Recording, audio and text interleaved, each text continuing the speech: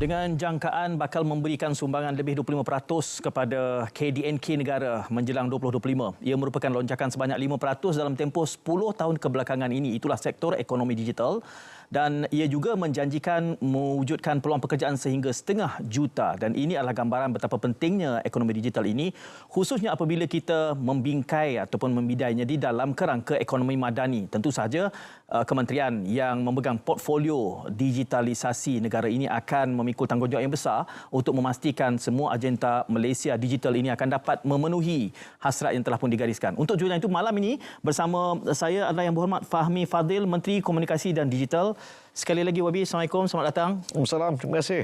Terima kasih kerana hadir dalam kesibukan. Kita boleh bayangkan jadual YB yang sangat sibuk untuk tempoh-tempoh seminggu dua ini. Never too busy for you. Ya, terima kasih banyak. Bukan untuk saya, untuk RTM YB. Terima kasih kerana memberikan ruang ini hadir bersama saya.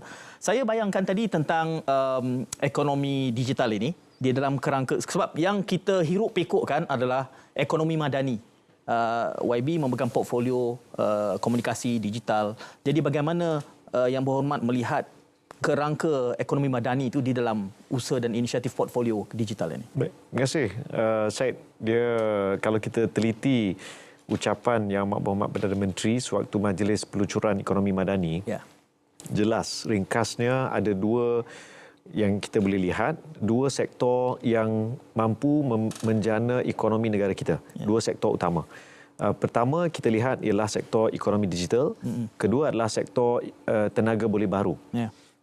Kedua-dua sektor ni insya-Allah akan mainkan peranan yang sangat besar selain daripada pelbagai sektor yang lain yang telah dilakarkan dalam ucapan Perdana Menteri.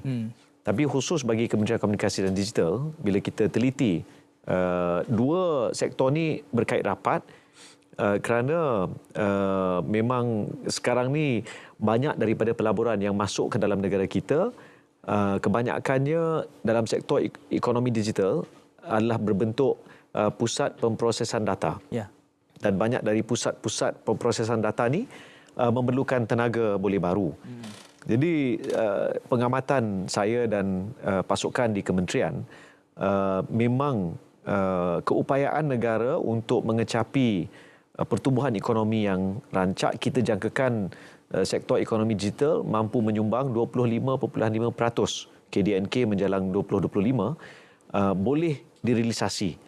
Kerana kalau ringkas saya boleh ceritakan, setakat 6 bulan pertama tahun ini, berbanding 6 bulan pertama 2022, jumlah pelaburan dalam sektor ekonomi digital telah meningkat hampir 300%. 3 kali. Tahun lalu, Januari ke Jun, mencatatkan pelaburan ekonomi digital sebanyak 7.5 bilion. Manakala Januari ke Jun tahun ini mencatatkan 28.4 bilion ringgit bagi sektor ekonomi digital. Ini menunjukkan Malaysia mempunyai masa depan yang sangat cerah dan ekonomi kita insya-Allah akan dapat dipacu antara lain melalui apa yang kita sebut sebagai enjin ekonomi digital. Yang Berhormat menyebutkan peningkatan 300%, 3 kali ganda itu untuk tempoh yang sama berbanding tahun lalu. Apa rahsianya? Apa yang kita lakukan secara berbeza sehingga memungkinkan pertumbuhan yang cukup luar biasa? Ya, kalau kita teliti di awal tahun, sewaktu pengumuman kemasukan pelaburan 25.5 bilion ringgit oleh Amazon Web Services, Perdana Menteri pada waktu itu memaklumkan pihak Amazon Web Services menunggu sehingga selepas PRU ke-15 untuk mengesahkan kestabilan politik dalam negara kita sebelum mereka membuat pelaburan yang sangat-sangat besar. Masa yang sama, beberapa minggu yang lalu, saya Yang Berhormat Perdana Menteri telah mengadakan pertemuan dengan Elon Musk, seorang bilioner di Amerika Syarikat yang mempunyai beberapa kepentingan dari segi ekonomi. Tengku Zafrul dan saya turut terlibat dalam mesyuarat itu dan kita bincangkan antara lain hasrat salah satu syarikat beliau, Tesla, untuk meletakkan ibu pejabat, regional headquarters di Cyberjaya.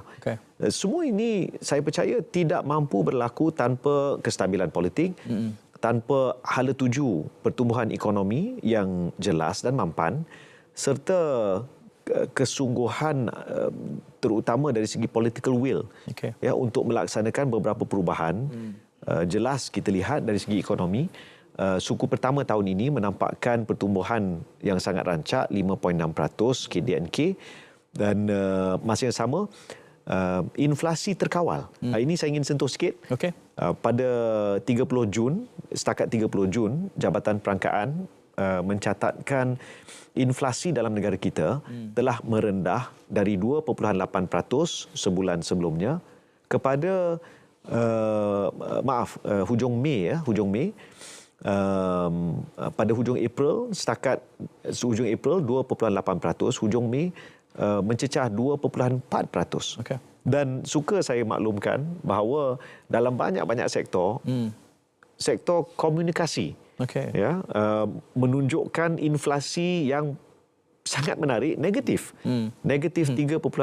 Bermaksud keadaan politik stabil, hala tuju yang jelas, dan khusus bagi Kementerian Komunikasi dan Digital, sektor kami memang harga barang sangat jelas, berkurangan.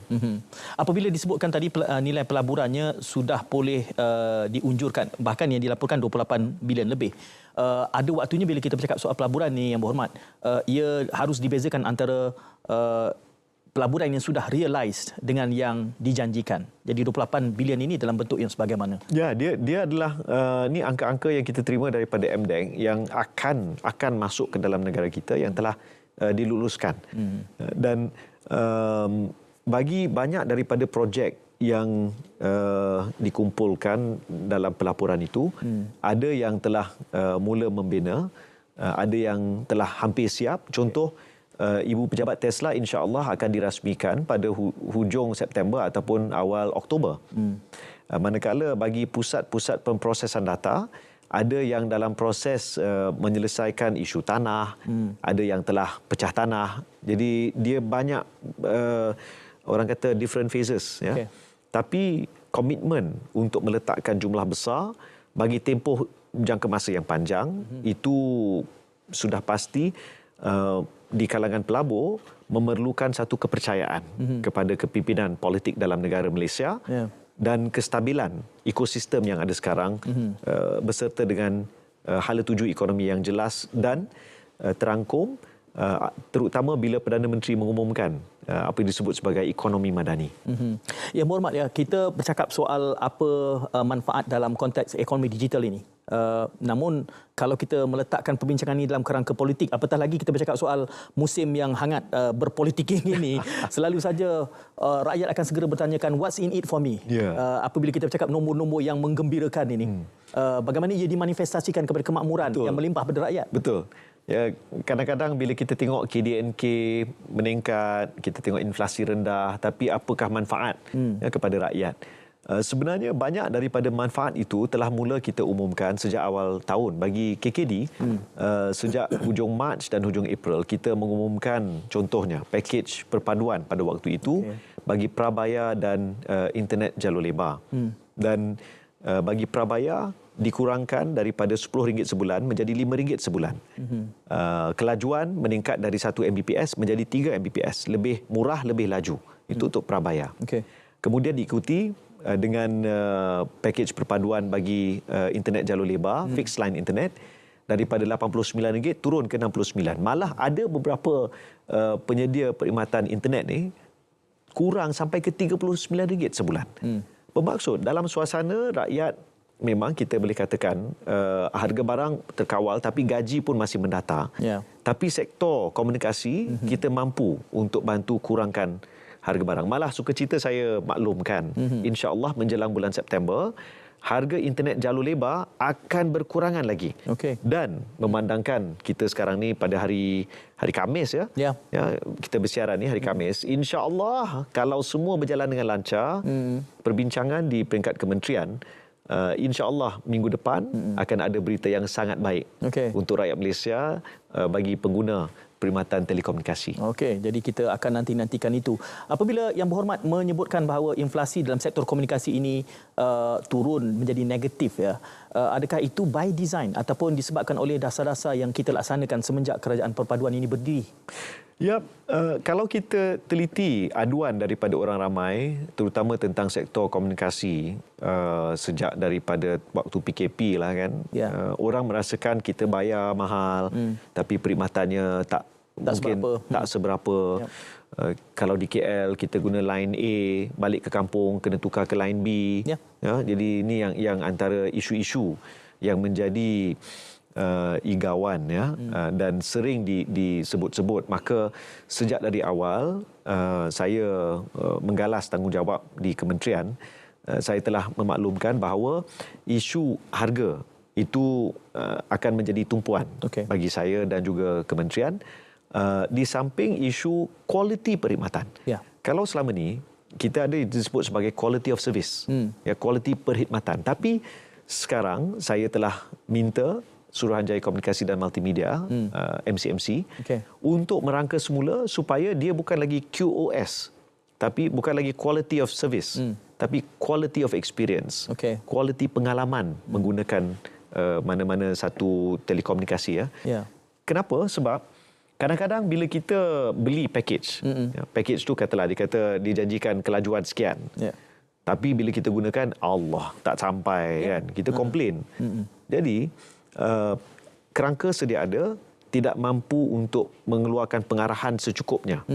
Jadi sejak bulan April, bulan Mei saya telah keluarkan pengarahan, dan insya-Allah menjelang bulan September nanti kita akan mula guna pakai apa yang disebut sebagai MSQoE, Quality of Experience. Jadi pengalaman penggunaan perkhidmatan telekomunikasi itu yang akan jadi kayu ukur. Ada beberapa negara di rantau Asia Tenggara termasuk Brunei yang mula memikirkan. Tapi insya-Allah kita usaha untuk laksanakan segera. Yang berhormat, kita bercakap soal infrastrukturnya, kita bercakap soal servisnya, tetapi saya kira yang sama pentingnya adalah soal kandungannya yang harus ditawarkan, kerana kita masih lagi kekurangan kandungan tempatan dalam konteks apa juga aplikasi maupun kandungan-kandungan yang menjadi input membina pemikiran Malaysia Madani ini. Itu satu cabaran yang jarang saya dengar Yang Berhormat tangani. Betul. Kita sebelum ni lihat dalam rancangan Malaysia ke-12 ada program namanya Dana Kandungan Digital, ya, DKD. Dan jumlah yang diperuntukkan tu sangat besar. Dan rata-rata orang bertanya, adakah hasilnya setaraf jumlah yang dimasukkan? Adakah kita mampu bukan hanya menghasilkan bahan-bahan konten-konten kreatif digital untuk ditatap ataupun ditonton oleh rakyat Malaysia, tapi adakah kita boleh ekspor keluar menjadi bahan ekspor negara kita? Ini satu cabaran, terutama dalam 7-8 bulan. Dan saya telah meminta, contohnya di bawah KKD ada 3 agensi yang menguruskan dana kandungan digital, MDEC, Finas, dan juga MDEC, Finas dan My Creative Ventures. Ya, My Creative Ventures teliti aspek muzik, Finas filem, dan MDEC lebih kepada animasi. Ya, jadi ketiga-tiga badan ni dalam menguruskan DKD, sebenarnya kita minta sedikit penyelarasan, mengambil kira pandangan umum dan juga teguran daripada Ketua Audit Negara dalam laporan baru-baru ni awal tahun, ya. Dan yang penting saya rasa untuk kita faham sebenarnya sektor ekonomi digital ni dalam aspek kreatif itu adalah satu sektor yang sebenarnya sangat-sangat berpotensi. Saya bagi contoh paling mudah. Antara ekspor yang paling besar dalam industri kreatif dari Malaysia ke Indonesia ada 2. Pertama ialah Datuk Siti Nurhaliza. Kedua adalah Upin dan Ipin. Jadi tapi untuk kita hanya bergantung kepada dua produk ni lah katakan, kan. Bagi saya sebenarnya kita patut bukan ada 2, mungkin ada 200. Ya, jadi ini satu cabaran, dan saya telah minta pengurusi Finas untuk meneliti, contohnya bila kita pergi ke disebut sebagai film market, ya, di negara-negara luar, bawa filem-filem Malaysia. Kita ada banyak filem, ya, Polis Evo, kan, Mat Kilau, macam-macam, ya, boleh kita bawa dan kita peragakan untuk dibeli, ditonton, ditayangkan di negara-negara lain. Sekarang ni banyak daripada usaha tu dilakukan oleh penerbit secara individu. Ya. Tapi kalau kita dapat laksanakan secara lebih terangkum, terancang, ya, saya pasti manfaat ataupun limpahan tu dia akan dapat capai lebih ramai. Ya. Itu hasrat saya. Ya. Dilihat di dalam dokumen ekonomi madani juga, unjuran ekonomi digital ini akan mewujudkan 500,000 pekerjaan. Jadi ingin saya tanyakan tentang sektor mana, dan kita tahu bahawa pembinaan bakat ini bukan kerja semalam dua. Jadi dari kacamata Yang Berhormat akan kita tangani selepas kita berehat seketika.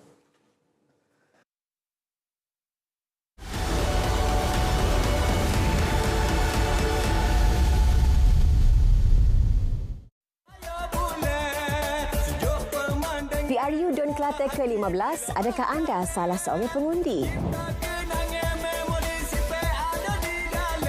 Nak cek mana daftar pemilih tu?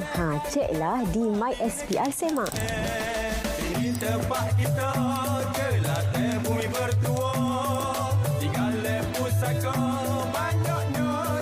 Inilah masanya.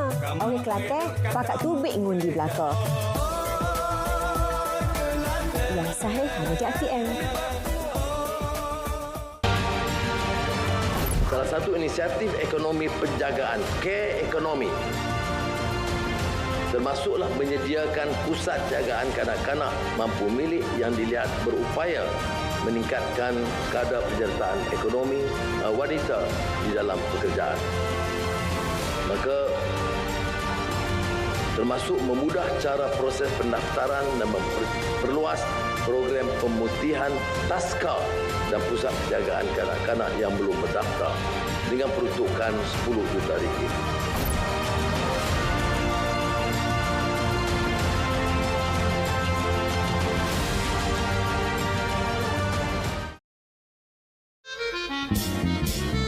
PRU Don Selangor ke-15, adakah anda salah seorang pengundi? Irama joget menawan hati. Segera semak daftar pemilih melalui MySPR SEMA. Melawati namanya bukit, indah bermain di pandang mata. Badan dihayun. Inilah masanya. Orang Selangor, pilihan di tangan anda. Yang sahih di RTM. Bagaimana mengundi? Buat semakan tempat mengundi dan pergi ke saluran yang ditetapkan. Masuk ke tempat mengundi apabila dibenarkan oleh polis yang mengawal. Serahkan MyCard dan slip saluran kepada kerani pengundian pertama. Tunjukkan kedua-dua belah tangan untuk diperiksa. Bergerak ke hadapan kerani pengundian kedua. Celupkan jari telunjuk kiri ke dalam botol dakwat pilihan raya. Dapatkan kertas undi daripada kerani pengundian ketiga. Tandakan pangkah pada ruang kosong bersebelahan nama dan simbol calon pada kertas undi. Masukkan kertas undi yang telah ditanda ke dalam peti undi. Keluar segera dari tempat mengundi setelah selesai. Laksanakan tanggungjawab anda.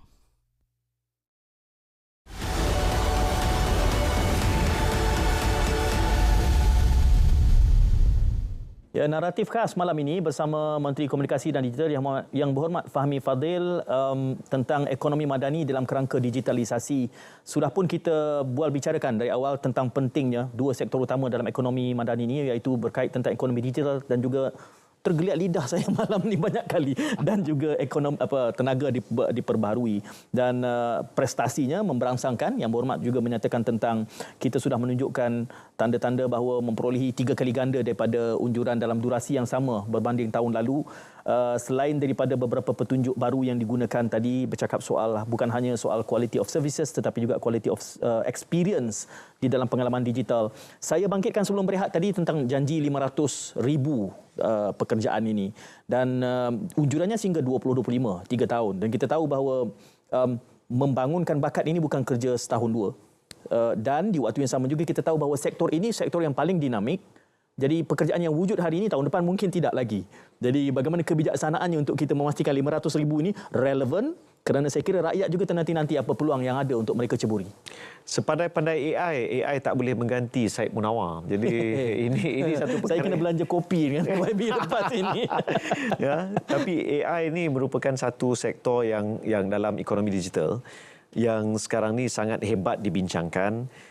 Bukan hanya kesan kepada industri ataupun kepada pekerjaan, tapi isu-isu etika. Itu satu sektor yang sangat menarik, sangat boleh kita katakan boleh sama ada teruja ataupun terkesima bila kita tahu kesan kepada pekerjaan. Walau bagaimanapun, dalam konteks Malaysia, banyak daripada pekerjaan bagi sektor ekonomi digital ni, dia sebenarnya merangkumi pelbagai jurusan bidang dalam banyak sektor. Perkiraan yang disebut sebagai ekonomi digital ni juga melibatkan sektor pembuatan, contohnya semikonduktor. Tapi bila Perdana Menteri dalam ucapan peluncuran ekonomi madani menyentuh tentang keperluan untuk kita mengusahakan penghiliran, downstreaming, memberi fokus kepada produk-produk ataupun penyelesaian yang lebih complicated, lebih specialized. Jadi bukan hanya setakat menghasilkan semikonduktor, tapi mungkin semikonduktor yang hanya boleh dihasilkan di Malaysia. Bila saya bercakap dengan para industrialis, memang mereka mengatakan sebenarnya Malaysia memang negara yang sektor semikonduktornya sangat maju, sangat ke depan. Jadi Pulau Pinang memang kita lihat itulah salah satu kekuatannya. Ada beberapa tempat lain yang mungkin Perdana Menteri telah sebut, tapi bagi Kementerian Komunikasi dan Digital, kita lihat melalui MDEC sebagai contoh. Banyak daripada syarikat-syarikat pemula, start-up companies, pada ketika mereka bersedia untuk berkembang. Dan di sini saya telah meminta MDEC memainkan peranan sebagai pemangkin, dan mereka ada satu program pemangkin namanya, melihat kepada 9 sektor. Antaranya perbankan Islam ataupun keuangan Islam, agro makanan, banyak ada 9 trust.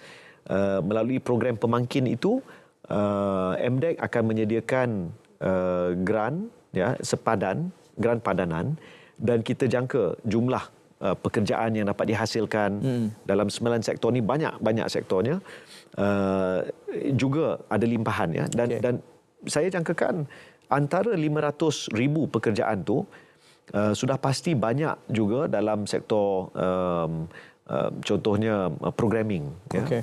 Dan saya lihat satu sektor yang sekarang ni kecil tapi akan berkembang dengan sangat pesat, keselamatan cyber. Security. Sebab tak berguna kalau kita ada ekonomi digital yang rancak tapi tak selamat. Maka keselamatan cyber ni akan mainkan peranan yang sangat penting di masa depan. Saya juga lihat sektor e-dagang akan terus mainkan peranan yang penting. Mereka yang terlibat sama ada untuk mengusahakan platform-platform ini ataupun terlibat secara aktif dalam perniagaan secara e-dagang, juga akan kita mungkin dalam perkiraan pekerjaan-pekerjaan yang diwujudkan. Banyak lagi, tapi sudah pasti yang jelas bila kita bina pelaburan ataupun kita terima pelaburan besar untuk pusat pemprosesan data. Sebenarnya saya tak pasti kalau Saudara Syed dah pernah pergi ke pusat pemprosesan data. Belum. Kawasannya luas, tapi server-server semua, bangunan besar, server-server sejuk, tapi jumlah pekerja yang ada di situ tak ramai, mungkin dalam 20-30 orang, tapi very technical dan berkemahiran tinggi. Untuk kita, dua daripada 3 hasrat utama dalam ekonomi madani ialah untuk apa kita sebut sebagai raise the ceiling, meningkatkan ceiling ekonomi, tapi juga lantai ingin kita naikkan. Jadi itulah kenapa Perdana Menteri menegaskan tentang konsep penghiliran, downstreaming, menyediakan pekerjaan yang keperluan kemahiran itu lebih tinggi. Dan saya lihat sektor ekonomi digital memang mampu memainkan peranan itu. Kata mudahlah, Ini benda-benda yang memang teknikal kan. Tapi bagi KKD bawah MCMC kita ada 911 pusat ekonomi digital sekarang yang berfungsi. Rata-rata bila kita teliti, usahawan-usahawan yang datang mendapatkan perkhidmatan belajar bagaimana nak memasarkan produk ataupun perkhidmatan mereka secara melalui macam-macam platform, menampakkan peningkatan pendapatan antara 2 ke 5 kali ganda. Saya ceritakan sikit. Boleh? Ada seorang pakcik meniaga cendol di Ulu Tiram. Ada Paddy di situ, pusat ekonomi digital Paddy. Pakcik ni jual cendol sebelum ni dari bonet kereta dia dapatlah RM600 sebulan. Tapi bila masuk program e-usahawan dalam Paddy dan belajar untuk menunjukkan, memasarkan dan tarik dia punya pembeli-pembelinya ataupun yang peminat-peminat cendol ni datang ke kampung tu, pendapatan dia meningkat ke RM3,000. Seorang abang di kali ganda. Kampung Temangan di Machang, Machang ni baru-baru ni ada viral kenyataan seorang mahasiswa yang kata Machang ni bandar mati. Tapi di Kampung Temangan, di bandar so-called bandar mati ni, ada seorang abang ni jual akok. Dia jual sebelum dia tahu pasal program e-usahawan dalam Paddy. Pendapatan bulanan dia RM7,000. Pendapatan kasar dia. Tapi setelah dia tahu macam mana nak memasar, jual online, pendapatan dia meningkat jadi RM15,000 sebulan. Jadi daripada saya perlu berhenti jadi host TV. Ya, jangan jadi host TV, jual akok di Machang. Saya boleh bersiaran di sana. Digital. Secara digital. Jadi sebenarnya dia bukan hanya pekerjaan yang dapat dihasilkan secara langsung, tapi pendapatan kita sekarang ni secara real time boleh ditingkatkan, boleh dipertingkat sekiranya kita tahu manfaat ekonomi digital dan bagaimana kita boleh berpartisipasi, bagaimana kita boleh terlibat dalam ekonomi digital sekarang. Saya bangkitkan soal bakat ini yang berhormat kerana saya sebutkan juga bahawa pembangunan bakat ini tidak mengambil masa semalaman. Ia perlu trajektori yang disusun, diatur. Yang dibimbangi ataupun concern kita adalah teknologi itu sentiasa berubah, itu satu. Dan melihat kepada pengalaman dahulu, kalau ingat YB 90-an kita membangunkan multimedia, ribuan masuk ke sektor itu, kemudian selepas 5 tahun kita punya oversupply of multimedia graduates misalnya. Dalam keadaan di mana itu mungkin bukan betul-betul berada di bawah turf KKD. Kerana dalam guna tenaga pembangunan bakat ni kita ada teritori dan kementerian lain, portfolio lain. Bagaimana KKD memposisikan supaya kita boleh mengawal ini dalam keadaan kita perlu bekerja across ministries ini? Melalui agensi seperti MDEC dan MCMC, kita lihat memang ada beberapa sektor yang sangat berpotensi. Macam saya sebutkan tadi bahawa MDEC kita ada program pemangkin namanya, memberi fokus kepada 9 sektor. Dan di kalangan sektor-sektor ni kita boleh teliti dan ada perincian jumlah pekerjaan yang boleh dihasil apa. Tapi yang menariknya, sebelum saya datang ke Angkasa Puri ni, datang ke RTM, saya melawat satu syarikat yang mengusahakan keselamatan cyber. Dan rata-rata jumlah pekerja tak ramai, tapi pekerjaan yang mereka lakukan tu sangat-sangat high skill lah, perlukan kemahiran yang sangat tinggi. Dan saya tanya, macam mana syarikat ni cari semua pekerja-pekerja yang tahu bagaimana nak apa aspek-aspek keselamatan cyber kan. Jadi jawapan yang diberikan tu agak mengejutkan. Dia kata dalam bidang ekonomi digital, kalau kita tengok sektor keselamatan cyber sebagai contoh, tak semestinya orang yang grad dalam bidang itu menguasai, dia paling sesuai untuk pekerjaan itu.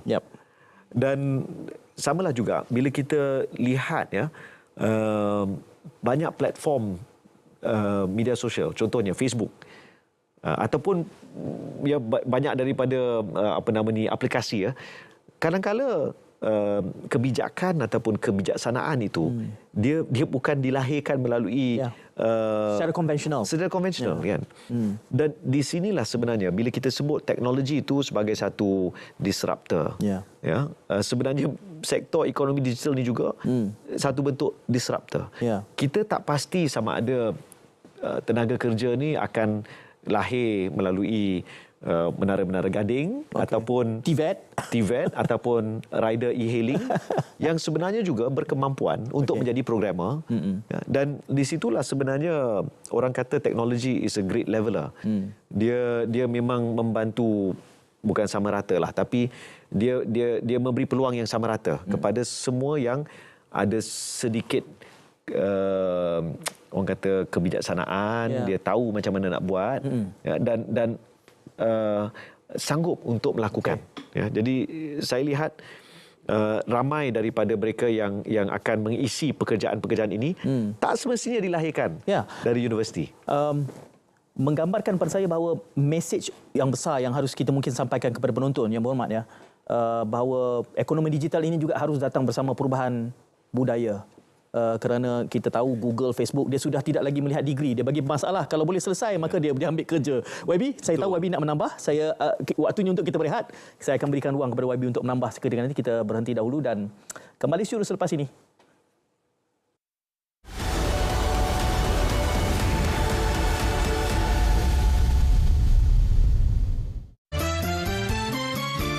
Anda mungkin salah seorang pengundi PRU Dun Nogoi 9 Kolima boleh?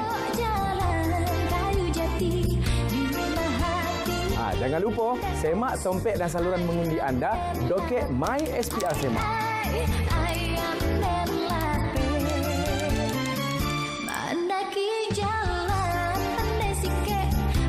Orang-orang Negeri Sembilan, jangan lupa tanggungjawab kita. Ingat, satu undian boleh mengubah masa depan kita. Yang sahih di RTM.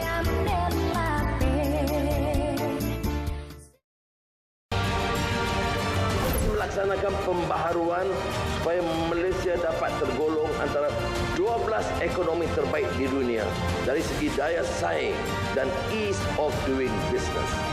Maka seharusnya diwar-warkan ke seluruh pelosok dunia bahawa Malaysia terbuka dan bersedia menerima kehadiran para pelabur dan peniaga.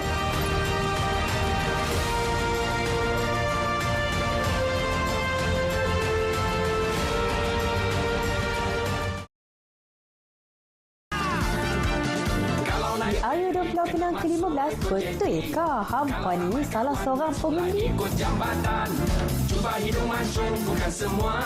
Hampa tahu ke tak ni? Hampa boleh cek daftar pemilih hampa dekat My SPR Semak.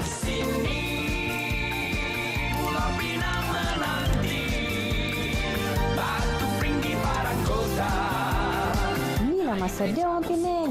Pilihan di tangan hampa nah. Jangan doa apa-apa. Jom lekas kita pergi undi. Yang sahih di RTM.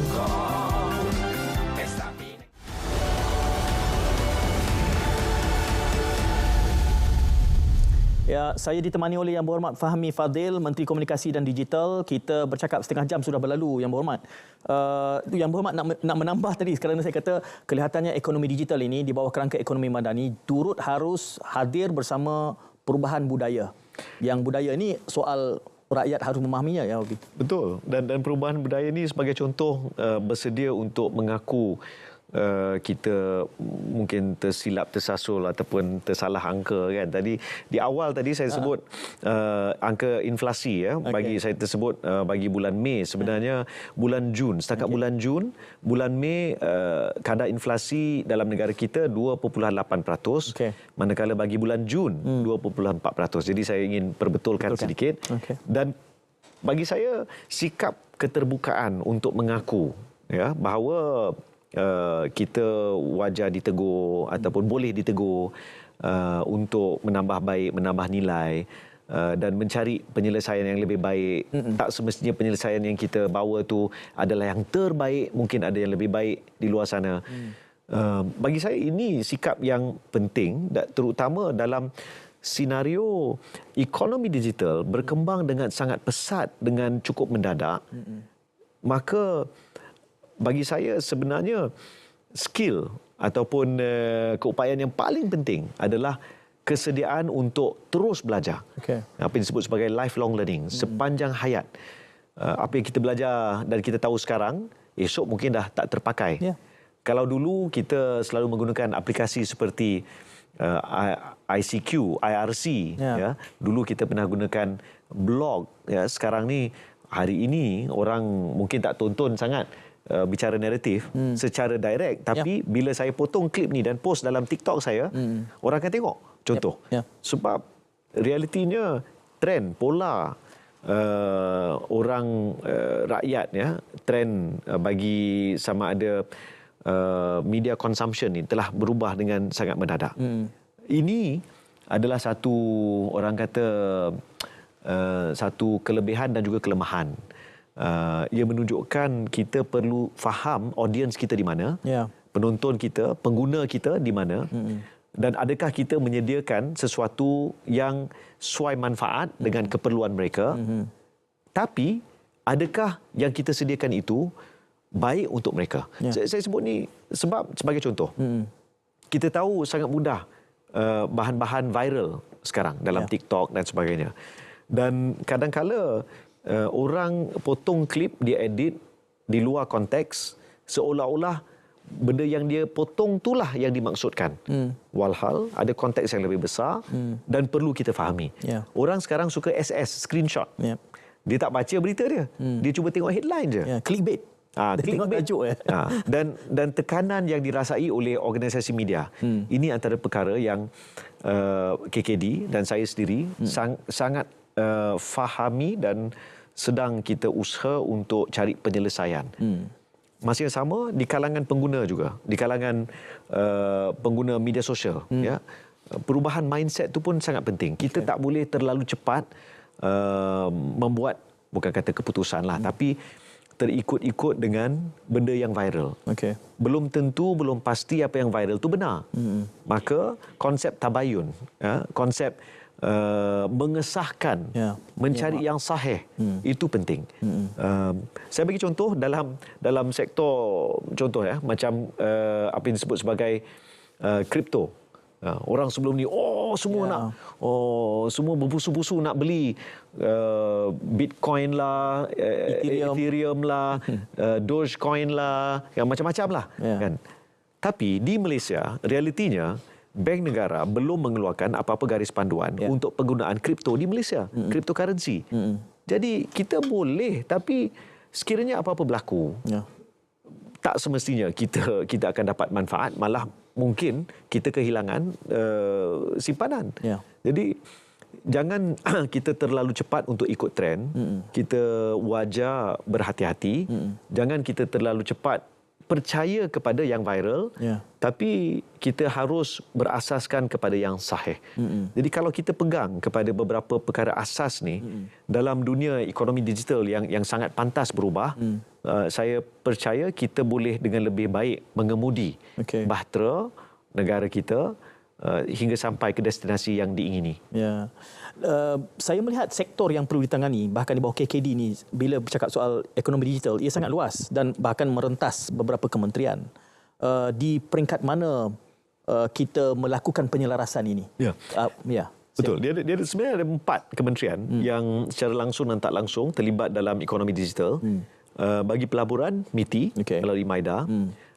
Bagi syarikat pemula, startup company, dia MOSTI, dan juga apa disebut sebagai sandboxing, emerging technology. Jadi kecerdasan buatan AI itu di awal-awalnya bersama dengan MOSTI. Bagi KKD pula, dia adalah lebih kepada scale up. Bila contohlah, ubat dia buat satu pil, dia test pil tu, itu bawah MOSTI sebagai contoh. Bila dia nak buat kilang dengan nak buat 50 juta pil, itu bawah lebih kepada KKD lah kiranya. Manakala pelaporan tentang semua aktiviti ini akhirnya akan pergi kepada Kementerian Ekonomi. Jadi lebih kurang itulah 4 bidang tugas masing-masing. Yang berhormat, saya melihat laporan KRI berkait tentang digitalisasi pengalaman Malaysia ini. Kita berada di trajektori dan juga platform yang betul. Cabaran dia buat masa ini kelihatannya adalah jurangnya berlaku di antara pemain besar dengan pemain kecil. Kerana banyak insentif yang diperkenalkan oleh pihak kerajaan ini sangat menguntungkan pemain besar. Tapi pemain kecil ni sama ada mereka tidak kededah, tidak tahu.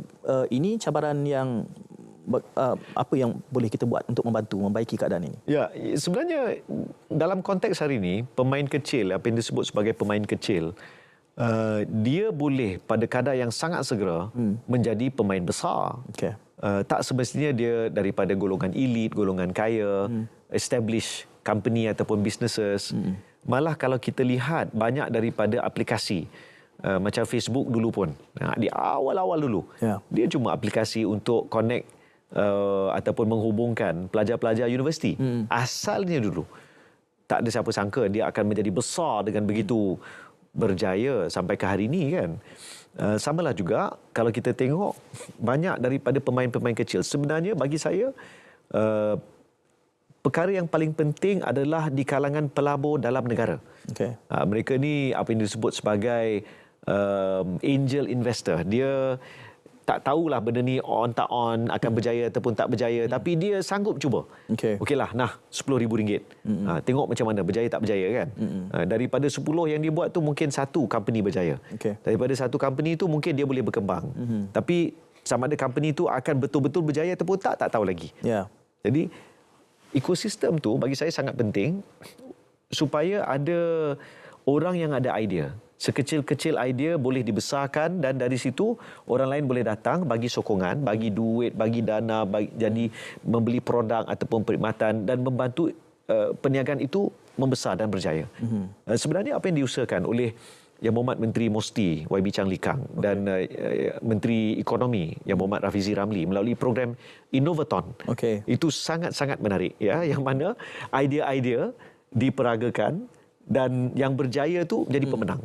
Itu satu konsep yang semua ni small players kan. Semuanya kecil-kecil. Tapi sekiranya mereka ada small players, big ideas. Tak kiralah kita ni pemain kecil, tapi kalau gagasan, idea kita tu besar dan mampu menarik minat ramai, kita boleh berjaya. Kalau kita membentangkan data itu, Yang Berhormat ya, dalam konteks adoption rate, dilaporkan kedudukan Malaysia below global average dan itu memberikan indikasi bahawa kita perlu impetus seperti bottom up sifatnya, kerana seperti pemain kecil ini saya tidak pasti sama ada mereka tidak terdedah ataupun accessibility kepada segala bentuk sokongan itu mungkin tidak zahir pada mereka. Apa dapatan daripada KKD? Ya, kalau kita teliti contohnya melalui Pusat Ekonomi Digital, kita ada 911 sekarang, kita ada 186 yang akan dibina nanti, lebih kurang 143 ya akan ada di don-don yang selama ni tak pernah ada.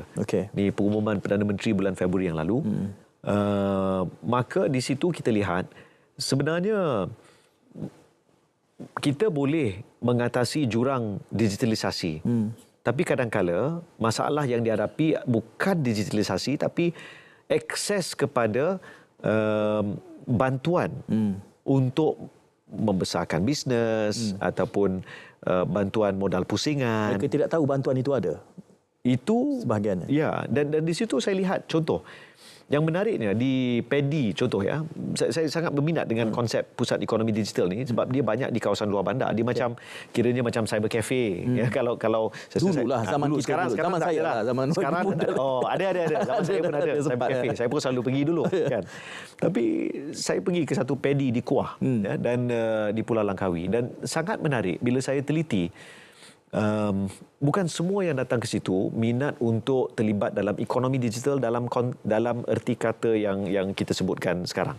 Ada yang pergi ke PEDI-PEDI ini dan mereka jadikan PEDI ini seperti UTC. UTC. Jadi one stop center. Di situlah ada boleh bayar bil. Ya. Orang pergi situ untuk isi borang online, nak tahu apa grant dia boleh apply. Dan di situ saya dapat tahu ada seorang pemain JK, satu bentuk seni persembahan tradisi di Kedah, datang ke PEDI di Kuah untuk belajar nak tahu macam mana boleh apply untuk grant.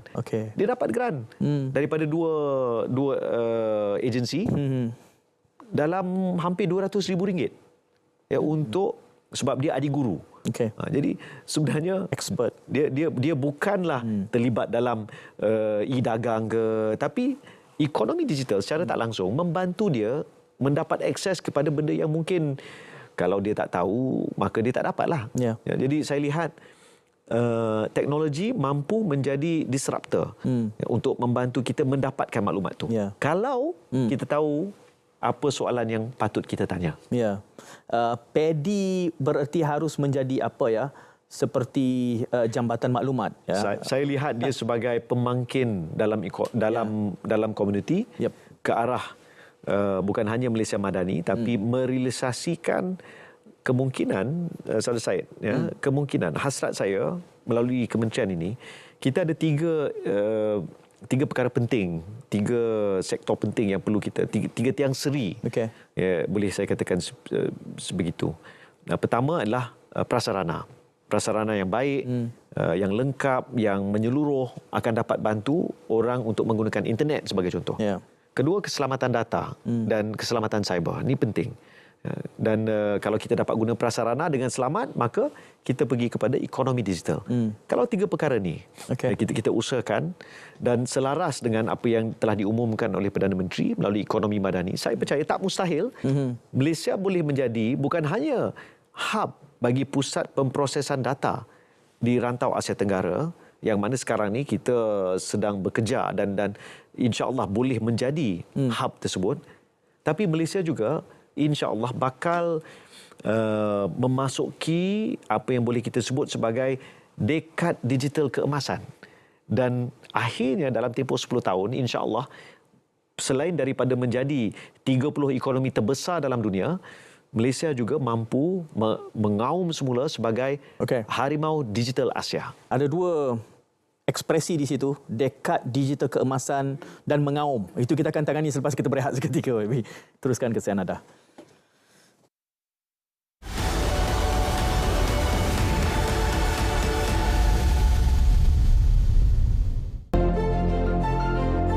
Little knowledge is dangerous. Ada juga kecenderungan half truth, third absolute. Betul tak Kedah punya Pulau Pinang? Ya. Bila? Dulu. Ada perubahan? Ya. Siapa tanda tangan ini? Sultan Kedah.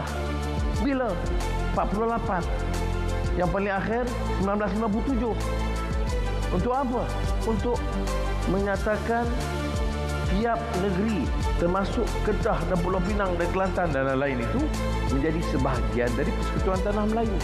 Kalau nak jadi pimpinan, lebih-lebih lagi mencabar. Jangan main suara politik picisan. Guna ilmu dan selamatkan rakyat.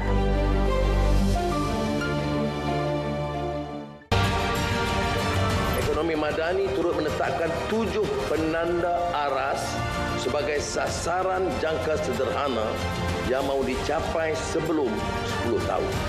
Pertama, Malaysia berada di kedudukan antara 30 ekonomi terbesar dunia. Kedua, indeks daya saing global di tangga ke-12 teratas dunia. Ketiga, peratusan pendapatan buruh mencapai 45% daripada keseluruhan pendapatan. Keempat, kadar penyertaan wanita dalam tenaga buruh mencapai 60%. Kelima, indeks pembangunan manusia di tangga 25 teratas dunia. Keenam, indeks persepsi rasuah di tangga 25 teratas dunia. Ketujuh, kemampanan fiskal dengan defisit fiskal mencapai 3% atau lebih rendah.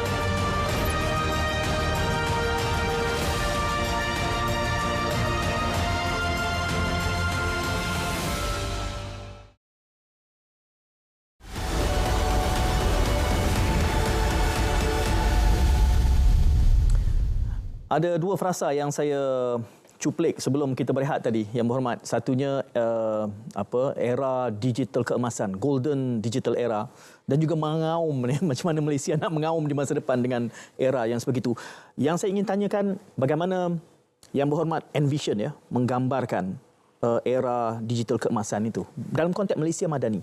Ya, mana rupanya? Dia tak memerlukan bangunan-bangunan pencakar langit. Tapi secara realitinya, kalau tanyakan pada saya, kita perlu lebih banyak syarikat sama ada dalam negara ataupun dari luar berpengkalan di Malaysia yang menjadikan Malaysia sebagai hub operasi bagi tujuan perniagaan mereka, perkhidmatan mereka. Itu yang pertama. Saya juga lihat sebenarnya Malaysia dia berada di kedudukan yang sangat-sangat baik. Ya, kita ada banyak tanah. InsyaAllah jumlah tenaga boleh baru juga akan meningkat. Kita ada tenaga kerja yang sangat punyai kemahiran tinggi dan mampu terlibat dalam ekonomi digital, bukan hanya sekadar contoh e-dagang dan sebagainya, tapi sebagai programmer, developer yang dapat membangunkan aplikasi baru dan terlibat dalam yang disebutkan di awal tadi sebagai penghiliran, downstreaming, menghasilkan produk yang lebih complicated, sektor-sektor yang lebih. Jadi saya lihat sebenarnya jumlah pelaburan itu penting, tapi jenis pelaburan tu. Syarikat-syarikat yang berminat untuk menjadikan Malaysia sebagai hub bagi perkhidmatan perniagaan mereka di rantau Asia Tenggara. Ini boleh direalisasikan. Baru-baru ni saya ke London sempena London Tech Week dan membawa balik pelaburan sebanyak 8.3 bilion ringgit dan bertemu dengan pelbagai syarikat dan juga badan-badan yang menguruskan syarikat-syarikat. Dan saya menyatakan Malaysia is open for business. Malaysia boleh menjadi, kalau sebelum ni kita ada satu frasa yang selalu kita gunakan, Malaysia truly Asia. Jadi kepada kawan-kawan yang ada di sana tu saya kata, think of Malaysia in a different context. Malaysia through to Asia. Gateway. Dari Malaysia kepada Asia. Jadi mereka boleh daripada UK, sebab UK merupakan negara ketiga yang paling berinovasi, menghasilkan banyak syarikat-syarikat inovasi yang sangat kompetitif, berbanding yang pertama. Yang pertama dan kedua itu adalah Amerika Syarikat dan China, ketiga adalah UK. Jadi kita lihat sebenarnya UK dengan hubungan sejarah dan mungkin hubungan budaya, ramai pelajar kita ke sana dan mereka juga ramai datang ke sini untuk melancong. Saya lihat Malaysia boleh menjadi pusat ataupun hub bagi syarikat-syarikat ini datang berpengkalan dan selepas itu melebarkan sayap mereka. Dan sebenarnya kita dah mula lihat bila Perdana Menteri berjaya mendapatkan persetujuan daripada Tesla supaya mereka meletakkan regional headquarters mereka di Cyberjaya. Dan tak mustahil tak lama lagi dengan pelaburan-pelaburan besar seperti dari Geely, dari China dan banyak syarikat yang lain, dengan kestabilan politik yang ada, dengan kepimpinan di Putrajaya yang mempunyai satu wawasan yang sangat jelas, hala tuju ekonomi serta wewenang ataupun kemahuan untuk menyelesaikan beberapa perkara asas, mengurangkan rasuah, memastikan Malaysia berdaya saing, menjamin kebebasan media, melihat peluang yang ada untuk anak-anak watan, membangun, membesar serta terlibat dalam ekonomi yang mampan, di samping menyelesaikan masalah perubahan iklim. Saya rangkumkan keseluruhan itu dan saya percaya tak mustahil, insya-Allah dengan kepimpinan yang ada, dengan rasa kepercayaan yang diberi oleh para pelabur, kita mampu menjadi sebuah Malaysia yang benar-benar madani. Bercakap memetik Yang Berhormat, pelaburan, the right kind of investment. Kalau saya kaitkan tadi Yang Berhormat sebut Tesla, Starlink ini kritiknya adalah ia solusi yang lebih perlahan daripada apa yang kita sedia ada. Dan ada yang mengatakan bahawa macam mana ia diputuskan dalam keadaan perbincangan sedang berlangsung. Jadi kaedah perolehan itu dipersoalkan. Itu antara kritik yang berlegar dalam kalangan netizen. Dia ada di kalangan netizen yang mungkin dia bersifat partisan. Tapi mudahnya pada waktu ini capaian 4G di seluruh negara mencapai 96.92%. Kita belum lagi ada 100% kesaling hubungan bagi kawasan berpenduduk. Hanya 96.92% kawasan berpenduduk mempunyai connectivity, mempunyai internet lah, cakap mudahnya. Ada daripada 3 lebih kurang 3% yang terakhir ini boleh kita lengkapkan dengan gentian optik fiber. Boleh kita pasangkan menara. Tapi ada juga mungkin dalam 1.5% yang sangat sukar. Kerana dari segi geografinya, bentuk muka buminya. Maka di sini sebenarnya kita ada 4 syarikat penyedia internet satelit sekarang ni. Ada Miasat, ada Numix, ada satu lagi saya lupa, dan yang terbaru ni adalah Starlink. Jadi di luar pengguna boleh memilih.